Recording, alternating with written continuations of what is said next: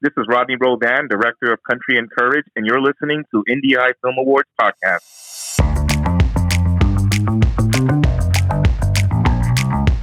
You are now listening to the IndieEye Film Awards podcast. Welcome to the IndieEye Film Awards podcast. I'm Matt. And I'm Dre. And we are here to talk about February winners and submissions for the year of 2022, in case you're listening to this in the future. Okay, we're off to a good start. Wow. All right. Wow. Okay, so this month everything's a little bit shorter this month. The month is shorter. The submission window is shorter. This podcast will hopefully be shorter. Fingers crossed. And there's several reasons. You may have heard this before, but we're very busy. But Dre is taking off this week. Yes. And headed to a crafty party. Could you describe what this is? Oh my goodness. I know you didn't think I was going to ask you about this. No. Talk about it. Okay, so every year I host a crafty retreat, but it is more of a party. So we get about 30 girls together in a giant warehouse that has vintage trailers and vintage tents. And we basically just craft the weekend away, but we also have other fun activities that we do. In this year, we're actually going to be having a roller skating party because I've been into roller skating this year and several girls bought skates. We're going to freaking rock to some 80s songs and it's going to be fun. So what you're saying is if you go to @RetroHipMama on Instagram or just really anywhere. Yes. You could see your craftiness work, yes. right? Yes. And people come from all over the country just to hang out with you and scrap as a group. And other friends. Well, sure, yeah. I'm the host, and I have a very good friend who is a party planner. You know, she's an event coordinator. And so she is like the mastermind behind all of the fun that we're going to have. So... Awesome. Meanwhile, I'll be here editing and trying to make some sense out of my office, which has now become my office/gear room, which is a whole other conversation that hopefully I'll get to have soon on the next episode of Take 22, a media production podcast. Oh yeah, you have another podcast. Yes, well, forgot or not, because I can't ever record for it, but I have so much to say over there. But okay, so. So anyway, everything is short, and we cut everything. We got everything all condensed into this end of the month, so there we go. And we got a segment in for all you scrapbooking fans that are also listening to an indie film podcast. I just don't think the crossover's there. No, but I'm proud of your side hustle there, and it's very awesome. So what I want to tell listeners right now.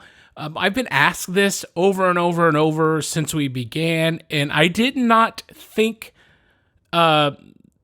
this had happened yet. What am I saying? I'm trying to say IndieEye Film Awards is now an IMDb qualifying film festival. Get out of town. Yeah. And I thought I had to initiate and submit and work something out, but I don't think that's how it works anymore on IMDb. Oh. There are already winners that we've had and honorable mentions, things like that have listed IMDb or have listed IndieEye Film Awards on IMDb. Like as a credit.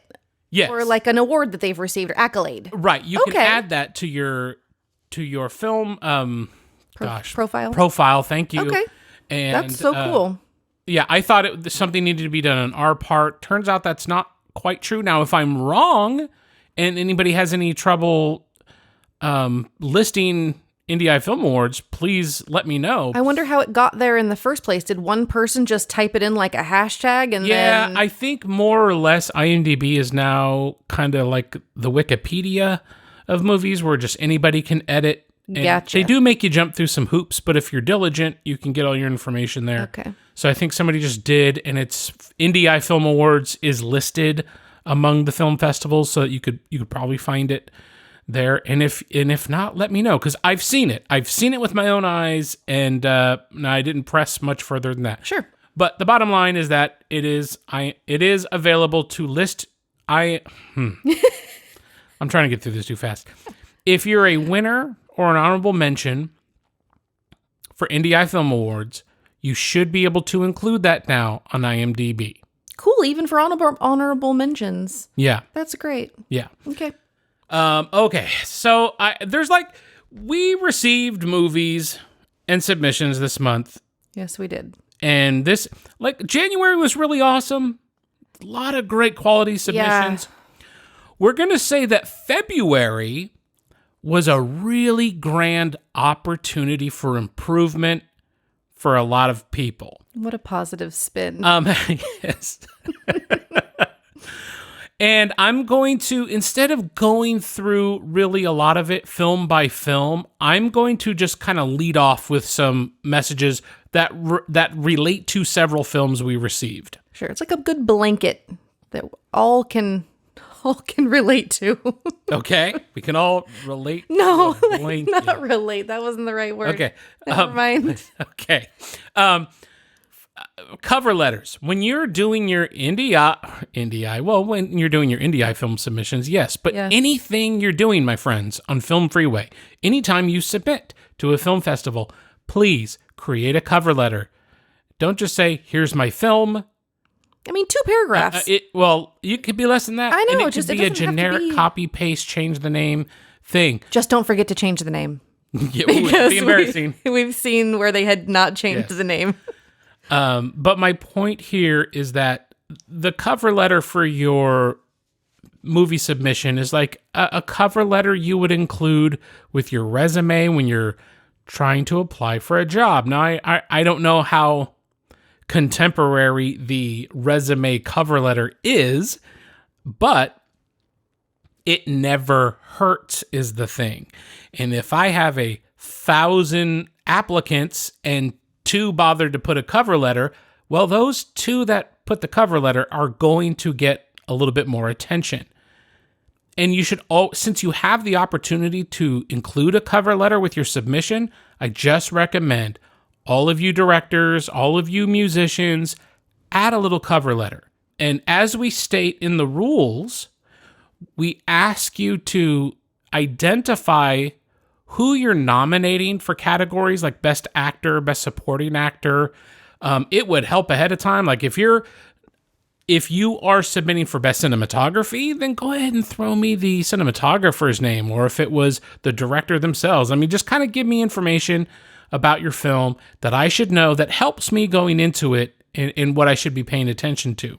Additionally, the profile page you make for your film should include images from the film, stills, behind the scenes images if you want, but select images that you're very proud of. Include, going back to submitting for Best Actor, Best Supporting Actor, anything like that, include an image of that actor from the film so that we can extract it and use it when we're showing who won. Yeah, on our website. If I'm a little frustrated. Create the social media stuff. If you're going through all the trouble of making a film, create your social media account. Even if it's just your personal account, that's fine. But let's include that, or let's build up some of the EPK around your project, because that's key. And if we're going to have a listing of a winner, I love to share things so that people can follow you back, or go gadget arms, go gadget mouth, so that people can go follow you, get your information, because since we don't screen most of the content unless they've already made it public, we like to include their YouTube links or website links or whatever. But most of these things are not public yet when we see them, so we can't share them. But we would like you to go, if something sounds interesting to you, go follow the directors or the film's social media, and you can catch it when it's available to see. And a trailer. You should have a trailer for your film. Even if it's a 30-second thing you put together, have a trailer, throw that trailer on YouTube so we can easily share it, and link that in your profile page. It helps us help you. I'm here to help you, which brings me to kind of our Well, I also want to say you got to make your submission easy for festivals to work with. This isn't just me telling you how I want you to submit your things to us. It's me as a filmmaker who submitted things to Film Freeway for years and seeing all the submissions that come in and how I react to the underprepared and the overprepared. You got to show these film festivals that you are thorough, that you are a fan of your film.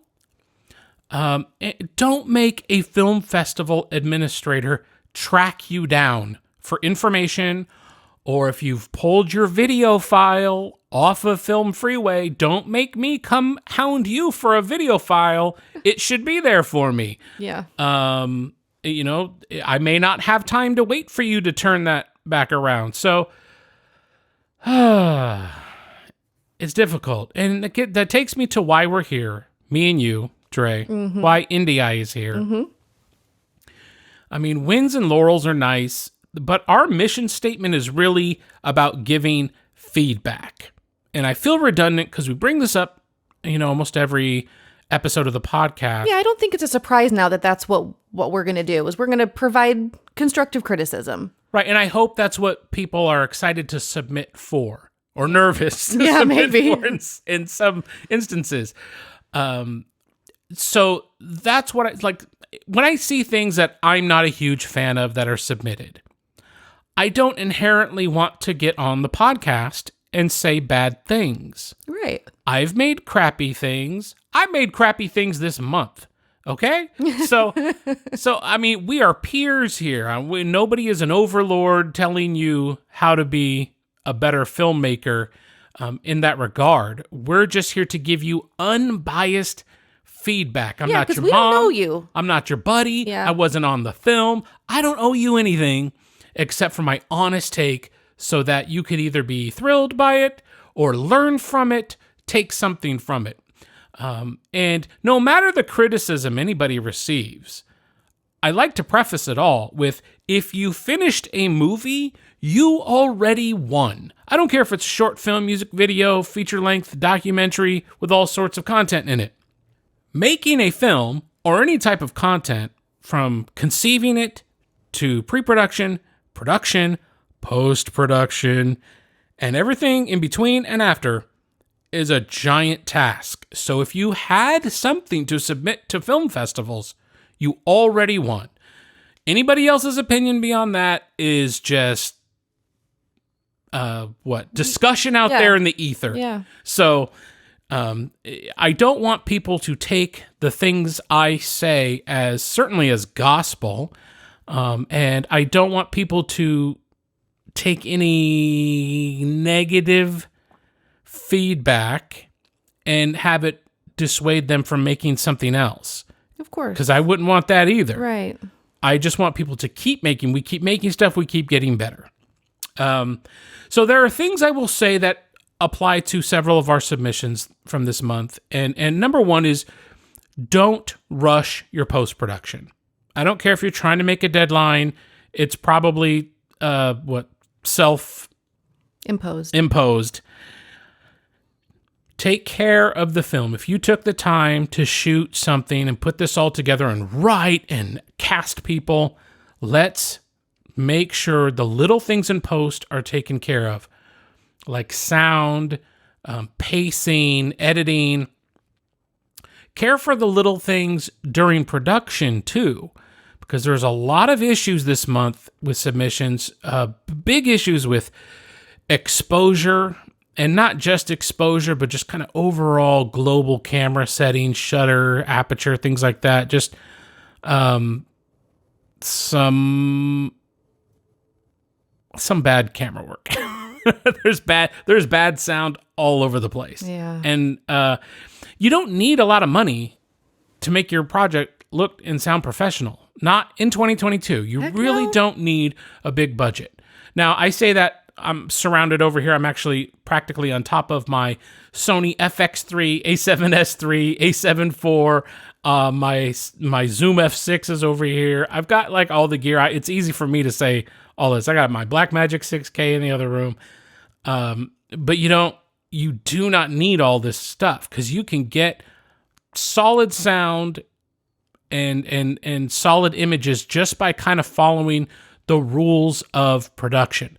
Having, so many times this month, I'm like, I wish this person would have used an ND filter. Yeah. I wish this person would have used a tripod. And I'm generally not tripod guy, but some of it's just really sloppy camera work where if you would have just locked this shot off and let block your actors, let them do the thing in the frame instead of holding the camera or, all that, it would have added to your production value.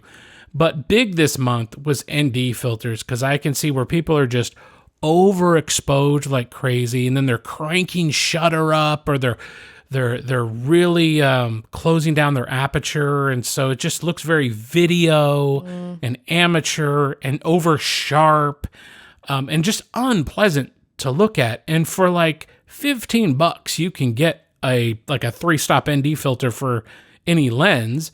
Or put an ND filter on your drone because you're shooting in the middle of the day. Yeah. If you don't have an ND, then you're probably cranking your shutter.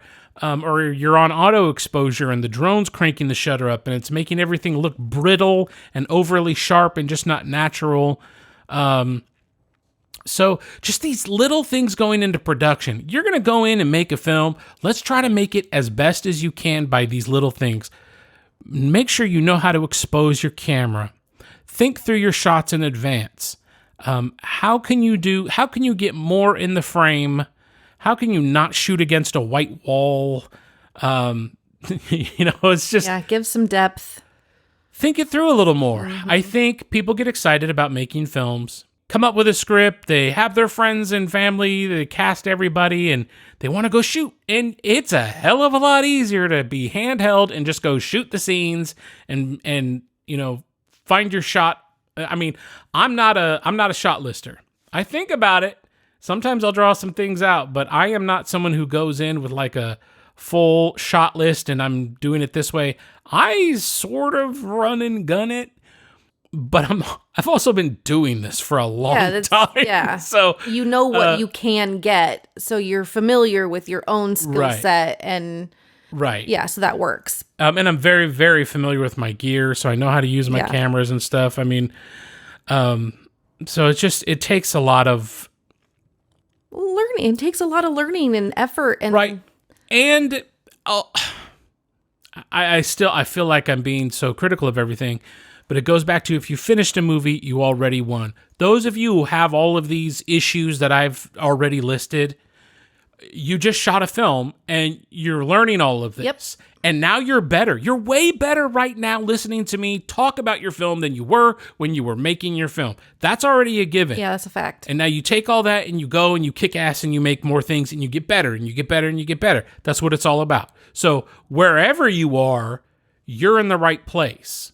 You're doing the right thing at the right time, but I'm here to give this feedback. I can't just let crap come in and be like, oh, this was wonderful crap, because I would feel disingenuous doing this podcast. I don't want to just tell people, submit your films, send me your money so I can tell you how great you are and then shine you on. We're not about that life. I don't think anybody would want to really show up for that. Yeah. So, also, if you have a large cast in your film, you've really got to think about how you're going to capture sound, because either trim that cast down or, like I'm saying, just plan that shot better. If you have a room full of people that are all contributing dialogue and you have one boom operator that you're making that person's life a living hell, you're going to get bad audio.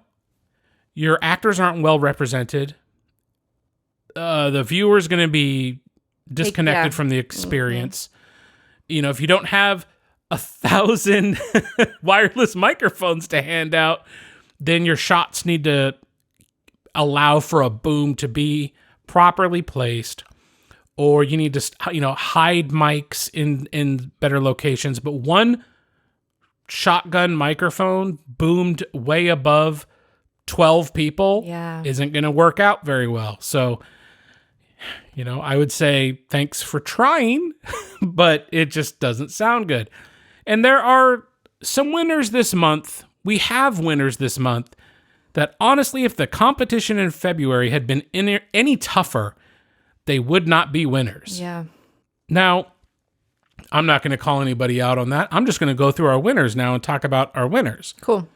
But please, little more pre-production planning into your films, a little more post-production time, and please put in all of the information you can on your Film Freeway project page. It will help you with these festivals, especially ours, where we try to take everything you can give us and promote you as best as we can. Solid advice. That said, and moving it right along, we're going to start off with Best Horror. We haven't done that before. No, we haven't. At least not that I know of. And we received a submission by Daniel P. Williams titled, You Let Him In. Dum, dum, dum. And the synopsis here is, when Emily and her husband move into a new home for a change of scenery, her sister Sarah spends the night to keep her company when her husband is away for business. They decide to play a game, but things take a sinister turn. That sounds cool. Now we're starting with Best Horror because I'd like Daniel to step in front of the class, please, and know that he's not alone. Much of what I say here is applicable to several submissions this month. So Daniel, you're taking a bullet for the team here. You're a hero. And so that I'm not terribly redundant in this episode, I'm just going to cover some cinema sins regarding You Let Him In. And it goes back to, there needs to be more thought on where to put the camera. Our opening shots here, like, I'm just going to be blunt. They were very boring. These were incredibly basic opening shots. And it's like one shot, and then we have a second shot, but it's kind of like the first shot. It's just closer. And it's not, I just feel like your first shot is your first impression with your audience. Your first shot sets the tone and tells people what they're in for. It should anyways. At the very least, it should be an interesting shot. It should be, the shot itself should be telling a story. And this was just two people with a one-way phone conversation. So, but for much of this film, it seems like we're unsure of where to put the camera to allow the story to unfold. And at times, the shots are pleasant, but most of the time, exposure is a major issue here, particularly with shutter speed. This is a film where an ND filter could have salvaged much of the footage, and then you don't have to close down on the aperture and crank the shutter. There's times where the thing that should be in focus is not. It's the thing it's everything behind them because they're missing the focus, or everything is in focus because their apertures just stop down all the way because there's a lot of light in the room and they're trying to compensate. It's like 75% of this film is framed very poorly. There are conversations with people in front of white walls. Daniel, that is a cinema sin, and you could go to prison for that. The white wall thing, that is like, everyone's got to reach out to everyone else as filmmakers and go, just make sure whatever you shoot, don't do it against a white wall. Anything else. Yes. It screams amateur. Yes. Like, what film have you seen where they're just up against a white wall having a conversation? A bad one is what it would be. But, these are lessons. That's fine. Okay. So there's real spotty audio here. There are shot change shifts in the audio. What does that mean? It means maybe two people are having a conversation in a room and one person is talking and the room tone is one way, and then it cuts to the other person abruptly and the room tone is completely different. Completely different, yeah. There's no segue, natural. That's sound design, and that's really lazy editing. And it's unprepared shooting, because when you're on, let's say, like, I'm going to take, for example, here, there's a moment in this film where they utilize a police officer. Okay. And I'm going to bring up 2 points about this. Number one, skipping ahead a little bit, there is a moment where one of our cast, Sarah, is in the patrol car with the police officer. When the camera is on the police officer, the environmental sound is totally different than when we cut to Sarah in the back seat. And you may say, well, these were shot at different times, or, both actors weren't there for this, and this is what the sound was. Well, yeah, that's when you take your microphone and you capture quote unquote room tone or your environment sound for every scene that you do, so that you can mix these together. And when you have to change shots, you're using that audio, a consistent sound. Yeah, to make the viewer believe you're always in the same environment. Yep. And that's just... It's part of that pre-planning. It's pre-planning. Yeah. It's once you get in the habit, you never leave it skip out. that. Yeah, you always get your room tone, your environment sounds. Even if you didn't get it on the day, you can go get it later. Like a lot of what I did for Madison Baker was I went back to the area because we had so little time with the cast and we were shooting late at night. I would go back to the areas we were at, sit there, and just get sound of that area, so that when I had to come back and mix everything together, I had a lot of options and really natural sound from that environment, which saved my butt a lot of the times because we had so many audio issues on that film. But even if you don't have that, there's plenty of generic audio you can get from the web or your NLE of choice. Interwebs? Yes. Oh, okay. That's the www.internet.com.org /edu. Come on. Sorry. It's you can get these natural sounds. You can rip them off YouTube. You can buy really nice collections of sounds, and you use that in your scene. So even if you didn't capture it, you can still go get a room tone of some sort, or an environment, or a city sound out of Final Cut's audio library, and put that in there to help marry these shots together. So that was very jarring when Sarah's talking to the police officer and it just keeps cutting like that. And I'm just like, I can't, we're already trying to avoid showing a patrol car that we don't have, which, by the way, Daniel, I love the shot of the officer pulling up. That was done really, really well and slick. However, that is also part of a problem because that wasn't necessary. And neither was the officer going up to the house and making a call in about the wellness check. Because here are just little things I want to talk about here. Number one, it's not necessary. The scene that happened before that was suspenseful. We could then, you go to black, but then you could come right back out to the police officer in front of the house. And the police officer is already kind of calling in that type of exposition that you're giving by having the police officer pull up and walk up to the house and then walk into the house, etc. That wasn't needed.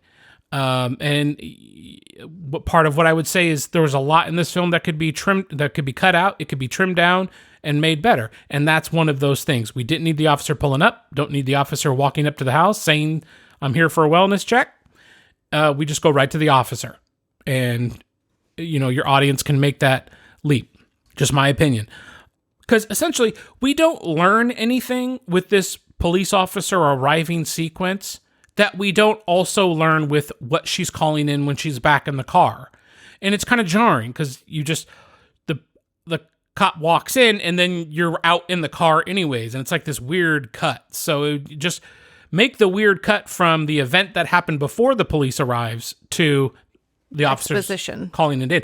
And also what I wanted to say was, like, in the instance in which you're having the officer do this this walkie-talkie stuff while at the door, like, there's sound that should be there. We're all familiar with walkie-talkie sound, and she's just, it's not an operational walkie-talkie situation or anything, and she's talking into it, but create that soundscape. Have, go record a response to what she's saying, or some other made up, what's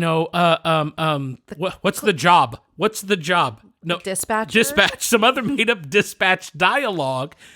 Put it into an NLE. Add some, proper effects to it, and then pull the gain out. Put it in your sound design, so that as she's walking up, you're hearing, other things because happening. That's what a police officer hears, right? You hear it unless they have earpiece. Mm-hmm. But you want that natural sound so that you feel it feels familiar. We all have watched Cops. We know what that sounds like. Yeah. And we want to hear that because it makes us feel like we're in it. Yeah, which is why sound design is so subversive. And you can't just, it's not just about clipping scenes and video and images dialogue together. Yeah.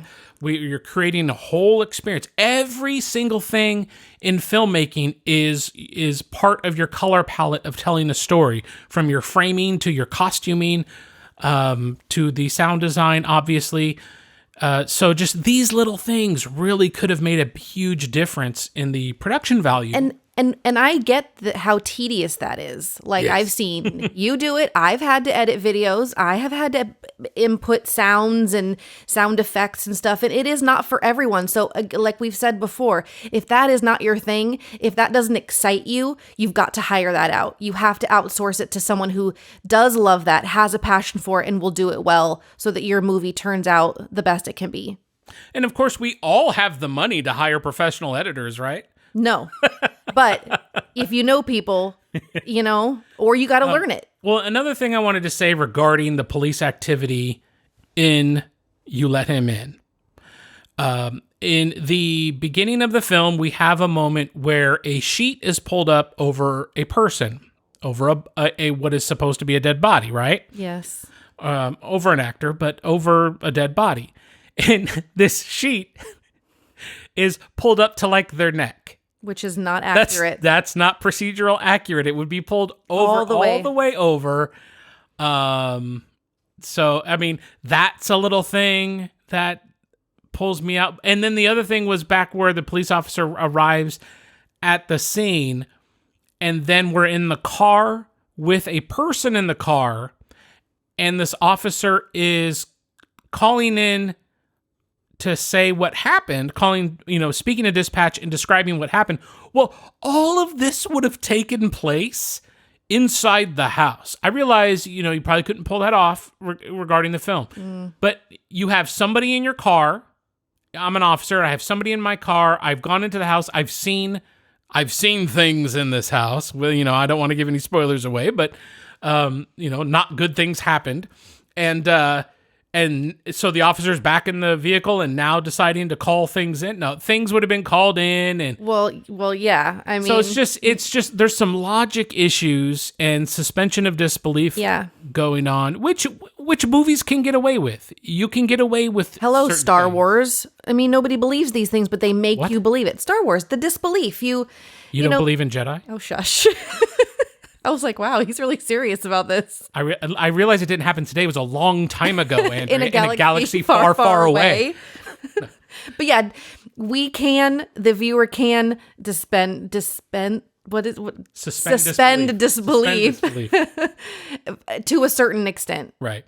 So, I mean, it's a real collection. And again, Daniel's here standing up in front of the class. Poor guy, I'm so sorry. Taking all the heat for this. Jab, punch. Daniel, you are not alone. I'm speaking to so many of the submitters right now, especially for February.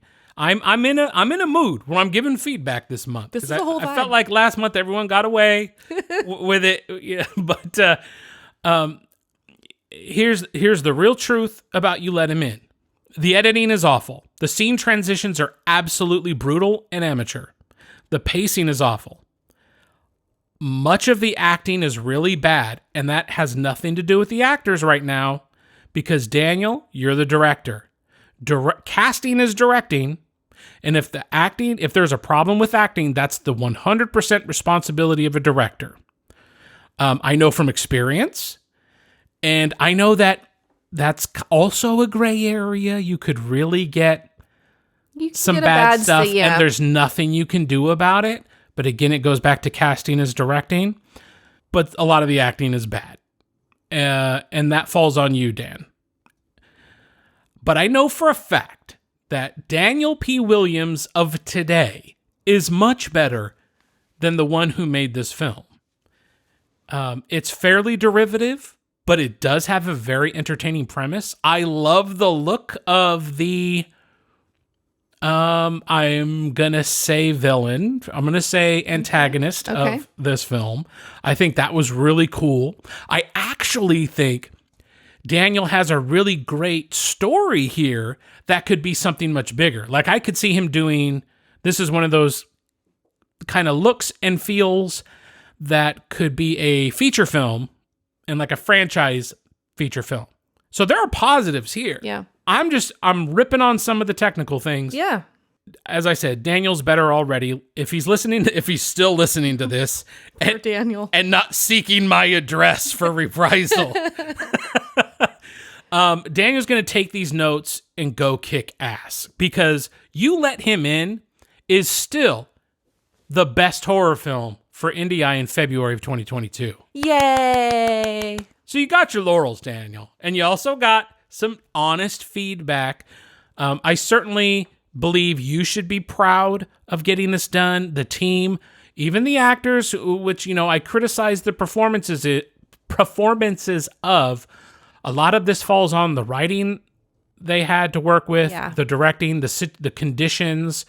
This is kind of a run and gun situation. And brother, I know it's low budget filmmaking. You're getting friends involved. And this is just kind of, this is the minefield we run across when we do this.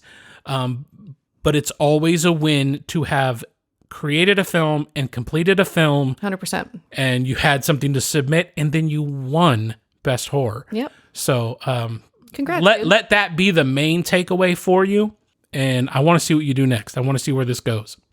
Moving on to Best Music Video. Well, Matt Gordon sent us A Hymn to Hecate, Pluto's Return. And let me read the premise from this music video. It's a document of my journey through the psyche's underworld as an allegory to humanity's collective journey and a prayer to the goddesses and gods that rule over this realm. And everyone who heard that says, what? Yep. That's a lot of big words. Which is also my reaction to this video. Yeah. What? However, what's nice is I got to read a little bit more about Matt because he filled out his information on Film Freeway. Bravo, Matt. And I got to learn a little bit about Matt. And Matt's been through some stuff, and he's using this creative outlet to express that. I think he did a really great job here. He's got a good voice. Yeah. There's a nice little guitar riff in this song. Tons of evocative and thought-provoking images in this music video. Yeah. I mean, it was well put together. It didn't feel disjointed. It felt like it fit visually with the song. Absolutely. Yeah. And I feel like the visuals he chose are very expressive of how he's feeling as he's singing the song, performing the song. So I thought A Hymn to Hecate, Pluto's Return, definitely earned Best Music Video. Yay! And over at the IndieEye Film Awards winners page, we're going to put a link to the video and links to his Instagram and his Facebook because he included all of those things. We will link. So if you want to check out this video, it's very difficult to describe. And not safe for work or children. That is true. Good point. Good point. But it's original. I will give it that. And good work to Matt Gordon.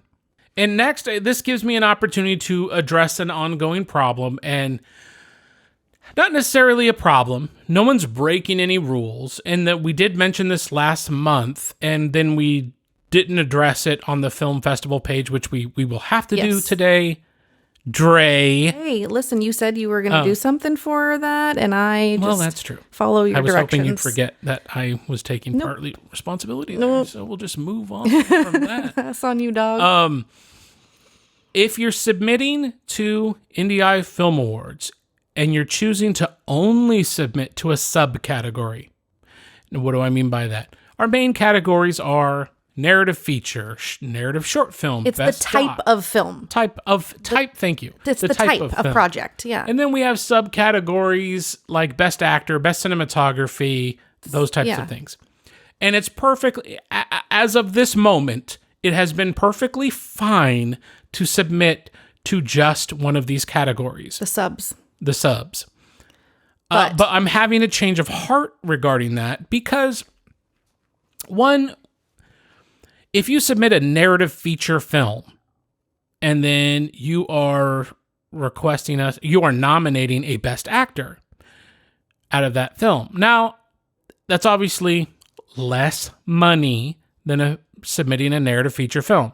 So overall, as in the business sense, we are receiving less pay for the same amount of work. Yeah, or more because this movie is a feature-length movie. Well, exactly. Yeah. So, I mean, that's a minor Those thing. are the numbers to it. We're not here for the numbers. This isn't paying for our house or anything.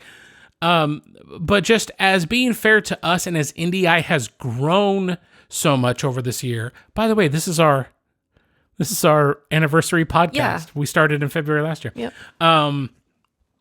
What a great way to bring that up. By the way, what we're doing is asking that if you're going to submit to a subcategory going forward, please submit to the film type, the main category. You must. If you think pick a type, then a subtype. I'm no longer going to accept just best director. Yep. Because if you're submitting for best director, but you haven't put in for anything else, you're telling me that you think you're the best director, but you also are telling me you don't think you have the best film. Yeah.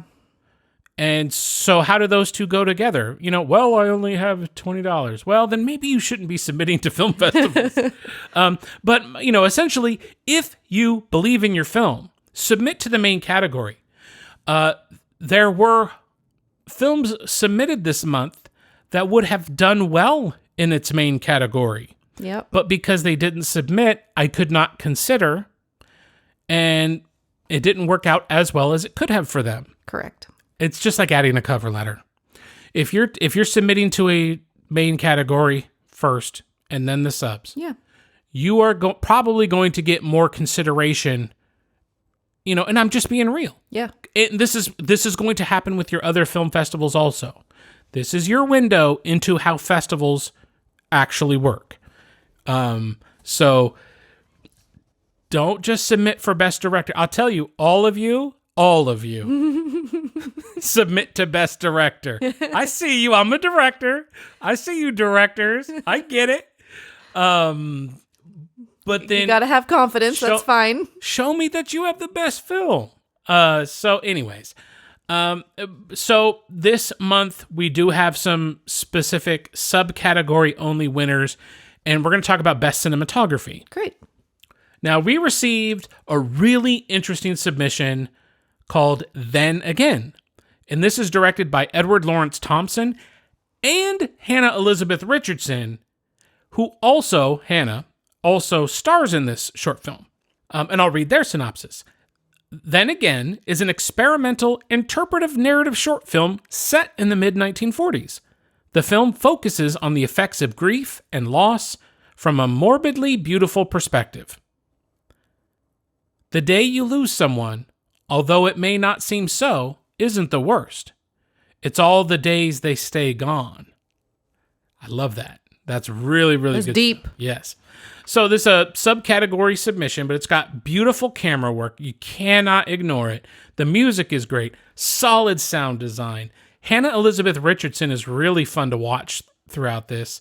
And I would say there's a lot of room for shaving frames off of shots, which would make this a little tighter. I think this film would benefit from that. But, that it's still a short film, but it does flirt with making a 6-minute short film feel long. Doesn't move as quick as it could. Right. Okay. But, this type of film really plays in that gray area because it's experimental and interpretive. It's very emotional and introspective for what this main character is going through. But the cinematography is so gorgeous. Absolutely our winner for best cinematography is Then Again. Yay! Great job to Edward Lawrence Thompson and Hannah Elizabeth Richardson. You should be very, very proud of your work.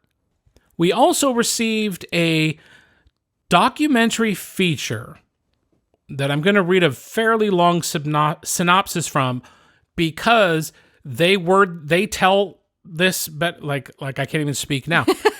They describe what this is way better than I can. I think what they wrote was perfect, and it's a little long, but this is directed by Hugh Christie. The spelling is Huw, and I think that's Hugh. That sounds like If I'm not right, I'm so sorry. But the title of the film is The Cost of Denial, and I will read to you this. From 1981 to 2021, the world has confronted a terrible scourge that has impacted countless individuals with fear, pain, and death. Hundreds of billions of dollars have been spent on our war against AIDS. The medical industry has focused on antiretroviral drugs to combat the HIV virus. All efforts to develop a vaccine have failed. This is the story of the earliest successful treatment for AIDS. If the mainstream scientific community had paid attention, tens of thousands of lives may have been saved. Ignored and forgotten during the AIDS crisis, this is the heroic struggle by a small group of physicians, nurses, and healthcare professionals who succeeded in treating 1,200 patients with advanced AIDS. 18 of these patients reversed all of their AIDS-related conditions, regained full health, and converted to HIV negative. In other words, the HIV virus was no longer present in their bodies.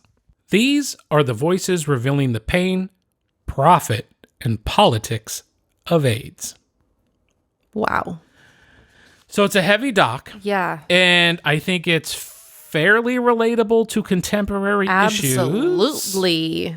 And first of all, I will say there are no links, no social media, no call to action at all for this doc. So, well, I saw it, and I don't know how you can follow it. But it is called The Cost of Denial, directed by Hugh Christie.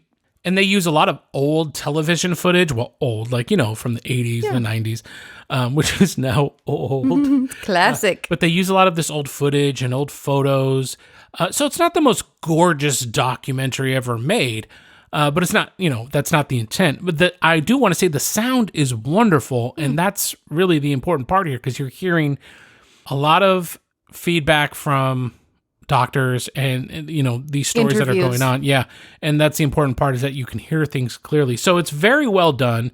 It's a great expose on this topic. And I think people's eyes just need to open up to the industry of health. Yep. It is not about health. It's big business. It is. And the more we work kind of ancillary to the health industry, we kind of have an inside track on a lot of these things. And it's just... Yeah, it's sad and sick. Yeah. So The Cost of Denial is our best documentary feature for February of 2022. Yay! Now, who doesn't love a good Western? Maybe you don't, but I do. And Westerns are fun. L.J. Martin sent us Eye for Eye. This is a narrative feature film, which L.J. Martin actually wrote the book for. He wrote the novel Eye for Eye, and now he's had a chance to direct a feature film. That is super cool. Very cool. Well, and what else is cool is it stars John Savage, who's just a Hollywood veteran. I mean, silver screen, television. He's just, he's been around the industry a long time, worked with so many talented directors and other actors. And he gives a really scene-chewing performance in this film. It's wonderful. But let me read the synopsis. What Cattle King Brad Braddock wants, he gets. He wants Sheriff Quint Reagan's small ranch, and he wants a Latina beauty, widow Lola McLaughlin. Sent to harass and frighten, Braddock's men kill Reagan's pregnant wife, Consuela.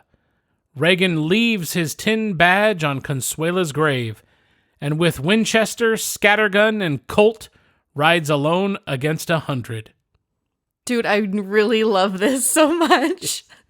This is such an excellent little indie film, because the production design is incredible. So big respect and major props to the producers. For L.J. Martin being an author turned director. Yeah. This is, and on an indie film budget, it's just such a feat to pull off a period piece, but have it be well done. It's got a really well matching score. Some of the camera, there's some spotty camera work, and there's some audio issues where it's clearly ADR. Okay. But it feels like we're all working here with like a skeleton crew that's taking on a huge task. And even having problems maybe making the shots perfect or getting the audio perfect on site, you can tell in the post-production that L.J. Martin cares about the quality of this film because those issues are addressed. The ADR was done. Problems are mitigated in post to make this a really easy experience to watch. I just, as kind of, a veteran editor myself, I see where, the problems were, but he fixed them. Whereas in other films, they don't fix them and then it pulls you out of the film. So L.J. Martin made a great effort in keeping you invested in the film and watching the actors and letting the story unfold, which then led us to give Eye for Eye our best narrative feature of February of 2022. Yay! And in addition, John Savage, Hollywood veteran himself, nice, is also our best actor for February of 2022. Yay! But I also think it's important to bring up the fact that, John's had such a tremendous Hollywood career, over 300 films. Woo! Most importantly for me, he's Tom Hagen's son in Godfather 3. So really? Yeah. Wow, that's a pull. My gosh. Yes. Even though Godfather 3 doesn't really count, but it does. Especially the new release, which was very interesting. They recut it, by the way. Oh, really? Yeah. I'm sorry, we won't take up any more time, but we'll talk about that later. I slept through all of the Godfathers. It's fine. And you still married me. That's why we're no longer together. I didn't want to mention this on the podcast. Listen, I was very young and very not interested. Let's not talk about how young you were when we got together. She was over 18, okay? All right. Just didn't care about that movie at all. All right. So we just talked about Best Actor. Let me talk about our Best Supporting Actor. And there's actually some connected things I need to talk about here. But our Best Supporting Actor comes to us from a feature film that was submitted by Aaron Michael Garcia. And the Best Supporting Actor is Devin Tillis as Austin in Cast Party. So I will say right here, Devin Tillis is our Best Supporting Actor for February of 2022. Yay! He gives a really good, kind of an understated performance of this character. I actually wish we would have gotten to see more of in Cast Party. I feel like, considering the size of the cast, which I'll talk about, Devin really stood out. And I think Aaron gave him some really good material to work with, but just Devin himself seems like a genuinely passionate actor. Yeah. And I appreciated his performance. So congratulations, Devin. But I also want to talk about Cast Party a little bit. And this has also been submitted for a written review, which DJ Ford is going to take care of for us. I still haven't seen it. We are recording late on Monday. You have seen the movie, not the review. 21st. Just to clarify, you just said I haven't seen it, so it sounded like... no, I haven't seen what DJ wrote. So, and I haven't really seen what he wrote prior to recording before either, but I was hoping to see what he wrote. I won't see it until tomorrow. This podcast will have already been cut and up and done. So, yeah, but we're not here to review it like that. Right, sorry. Yeah. Well, I wanted to say some things about Cast Party because Aaron Michael Garcia really put a lot of faith in his submission, and he should be full of confidence and faith, first and foremost. But this is my last stop in really getting into some of the problems with our submissions this month, because there's an undercurrent of talent in this cast. But the reality is that it's just too many people on screen. Yeah, I couldn't figure out who I was supposed to pay attention to. It was hard. And essentially, without reading the whole synopsis here, but the cast, or the theater troupe is having to say goodbye. A local theater troupe team of actors is kind of doing their last hurrahs and saying goodbye to each other. And I'll let DJ Ford do the rest on the review of the film, but I just wanted to do some things here. I want to speak directly to Aaron Michael Garcia.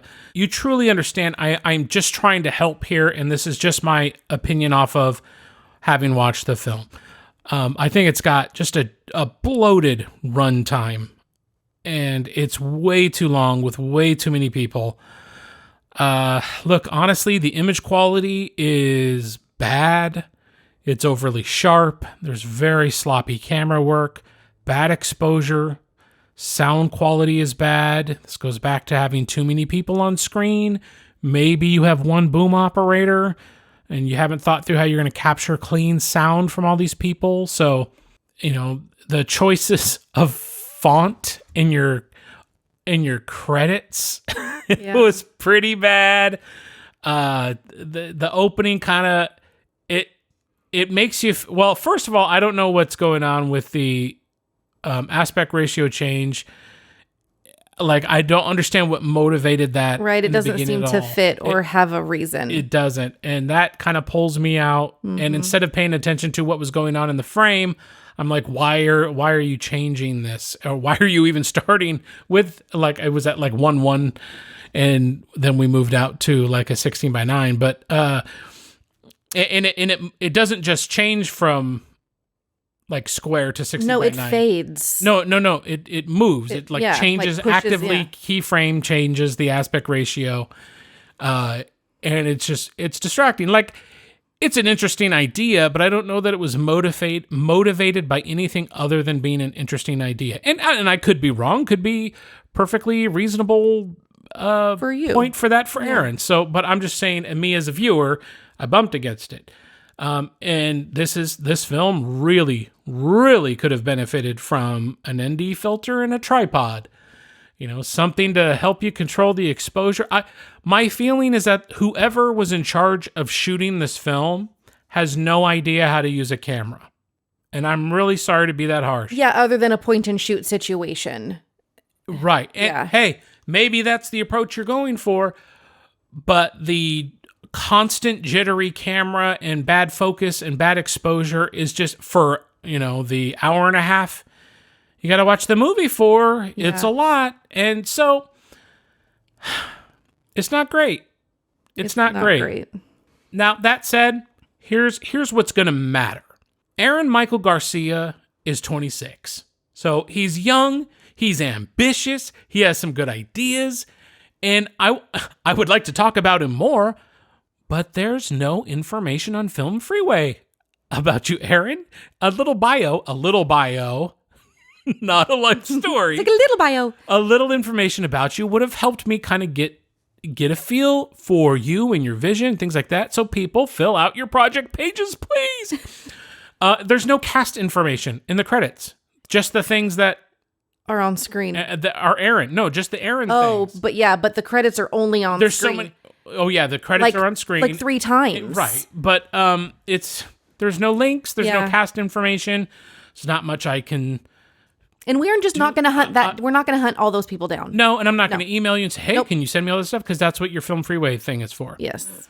But I would still love to send people to your project. So if you're going to invest and have this faith to submit to film festivals, give those film festivals social media links and finish filling out your cast information so that it's easy for us to, not everyone's doing a podcast about their films, but it's easy. It would be easier for us to reference the names properly when we're talking about your actors if we were doing that.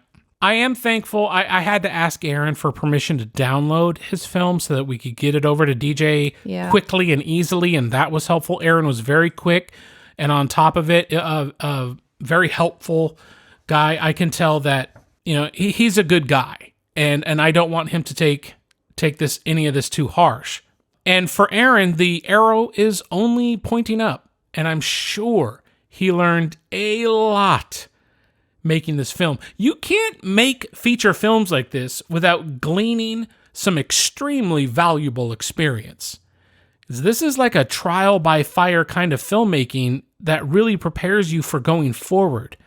Also, there's like this sort of indie punk music in the film. Yeah. That's really fun. It was really fun. It love kept that things touch. really light and upbeat and felt very period, it's not a period piece, but it just felt very modern and of the time, and it was good. I actually really dig it. And, that's something where if that music can be found somewhere, that's something I would have loved to We would share. love to link, yeah. The good news is Aaron Michael Garcia walks away from this with a Best Supporting Actor laurel, having Devin tell us in his film. And hopefully he's hearing things from us that he's not hearing from those around him. Because we get in that echo chamber or we get in our own heads. And there's Aaron, I can almost guarantee you, Aaron hears me and is like, yeah, I know. Yeah. You're a filmmaker. You know what I'm saying. You know these things. You know these things were problems on the day and in post and now. So I'm probably not telling you anything new. So just consider me as kind of the stopgap to let you know that you can't get away with it. If you're competing with other feature films, these are the things you got to address in production and just in the writing. Like, I love this premise.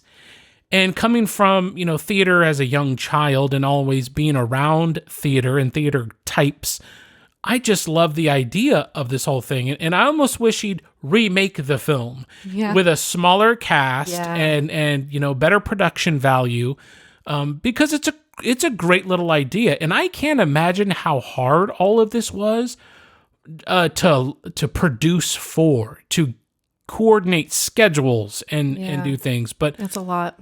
That is also, you're making sacrifices in other areas. Like there's, for example, there's a scene that takes place where they're outside and they're playing a sport, and just the image quality is so bad. Wow.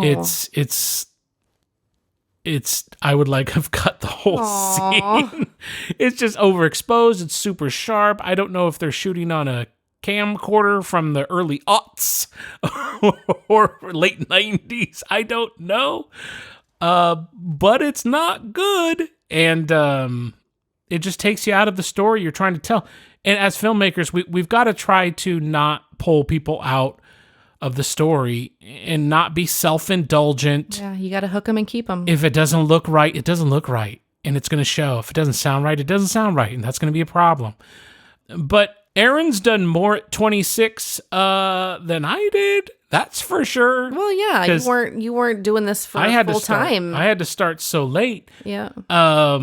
A feature film under your belt at 26 is killer experience. Yeah.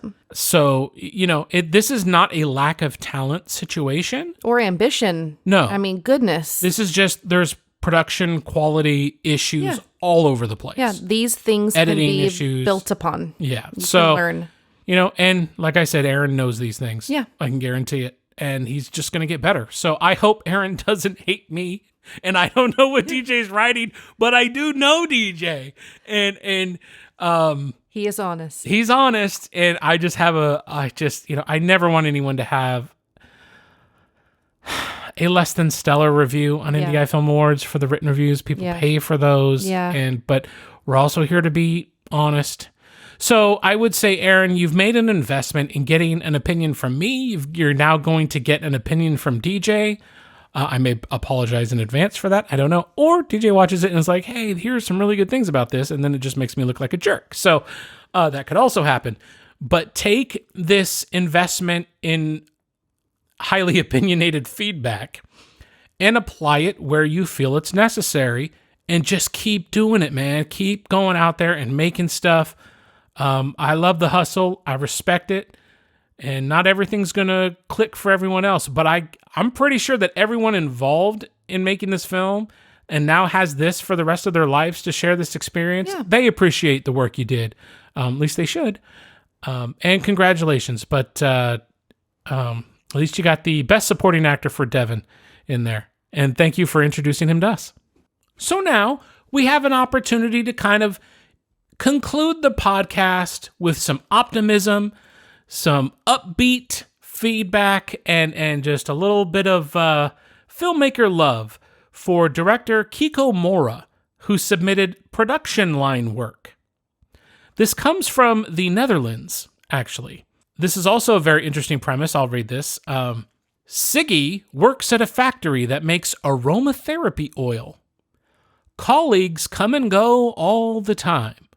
But when her friend Barry disappears after a one-on-one with the boss, Siggy gets suspicious. Sus. This is a wonderful little short film. This was super fun. Production line work, and it's actually got I forgot to have it in front of me, but it's got its proper title, Netherlands title, but they've in English it's production line work. It has great camera work, beautiful color, great sound.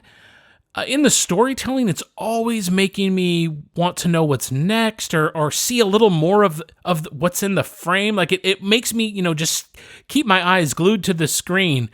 So it kept me really engaged. And it's just, they've got high quality acting with a small but fantastic cast. Yeah, they all had quite an interesting little piece and story that they added to it. And I thought they all did a great job.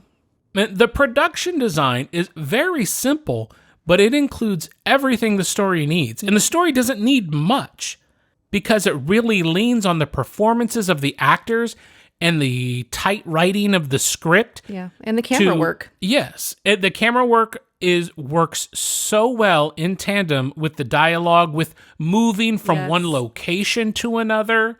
Really fun shot that was done in a staircase. Yep. And it was just this tilt that was done with the camera, but it follows a conversation around the stairs, which was really nice because it could otherwise be a very boring shot, or they could stop in the stairs and have a conversation. Yeah. But no, everything moves as we kind of descend from an upper floor to a lower floor.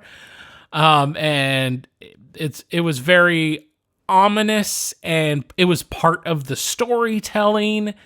The sound design was good. I mean, in short, Kiko Mora's production line work is our best narrative short of February of 2022. Yay! And because of this cast they had, he also gets best ensemble cast. Wow, congratulations. And since a story is told so well, and casting is what? It's directing. Casting is directing. Kiko Mora is our best director for February of 2022. Yay! Wonderful work by Kiko Mora and the team behind production line work. Just, this is one of those little gems we get, and it's like, oh, it's refreshing. Yes, they know what they're doing. Well, yeah, and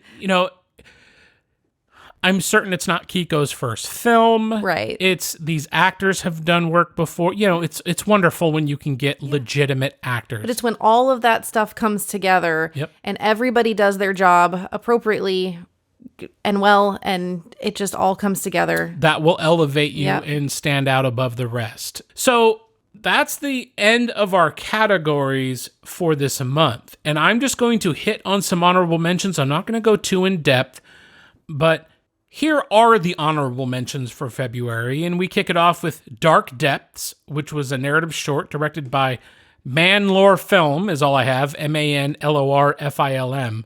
And that's all that I have. I have no other information. We received a really fun narrative short film called Little Green Bastards, which was kind of a sci-fi thriller horror film directed by Ginny Pados and Maxwell C. Blackriver. Is a really fun watch and something that I could even see being a bigger story. We received Dawn, a narrative short directed by Misty Hayes. This is an honorable mention. And I'll tell you what, Misty, this was only submitted for Best Ensemble Cast. And this is one of those films that should have been submitted for more because it's really, really good. And I'll just say real quick, Misty, I really enjoyed the camera work, the sound. It was a good story. You would have been in contention for narrative short. So For sure. believe in your film if you're submitting other places, because it's done well. But again, Dawn, directed by Misty Hayes, has no social media links or anything like that, so I can't share it. send you that way. And then our last honorable mention was a really provoking documentary titled "This Is Not Who We Are," directed by Barrett E. Strong and Katrina Miller. Now, we do have links for this, so you can go find out more over at the IndieEye Film Awards winners page for February of 2022. Yep. And follow up on these links. But those are our honorable mentions, and we're going to get out of this podcast because Andrea's got to get ready to leave, and we've got to get the festival turned around for people to We've got some work to do participate. Tonight. So we're going to have about a week where the festival isn't accepting submissions. Right. But on March 1st, we're back to accepting submissions. And I will tell you, if you've listened to this podcast and you're all the way here at the end, and you have something to submit for March, you may use on Film Freeway a discount code, and that code is IndieEye March 50, and you can get 50% off your submission fees from March 1st through March 6th. Since we're kind of closing up early for February, I want to give anybody an opportunity to submit in March. In that first week, you can submit and get 50% off your category, any categories. It's unlimited. Yeah. So feel free to use that code, and but only anybody who's listened to the end of this podcast will be able to utilize that. Yeah, because we're not going to put it in the show notes, right? Just if you're listening via audio. Yeah. This will be podcast specific. So, but if you have a friend who has a film they may want to submit, feel free to spread the word. Yeah. Put it on social. That's great. But this is just kind of to reward our loyal listeners who sat all the way through it. So IndieEye March 50 is the discount code you can use at Film Freeway to submit between March 1st and March 6th for IndieEye Film Awards. And thank you all for sharing your work and putting up with the harsh criticism of the month. Yeah, and just being here for this whole year. If you've been around for this long, this is technically our year doing this. Happy anniversary to us. Happy anniversary to those who have been with us since the beginning. And I know that there's quite a few of you who have stuck with us from the start. Yeah, and even when you don't submit films, you still listen to the podcast, and we really, really, really appreciate that. Yeah, we appreciate the conversations, the emails, the reviews on Film Freeway, the podcast reviews. Yeah, the interaction on social. So thank you all so much, and we'll get out of here. You have a good rest of February, and we'll see you next month. Bye. If you'd like your project discussed on the podcast, go to IndieEyeFilmAwards.com and submit to our open monthly competition. Find us on Instagram and YouTube, IndieEye Film Awards. Thanks for listening to this episode of IndieEye.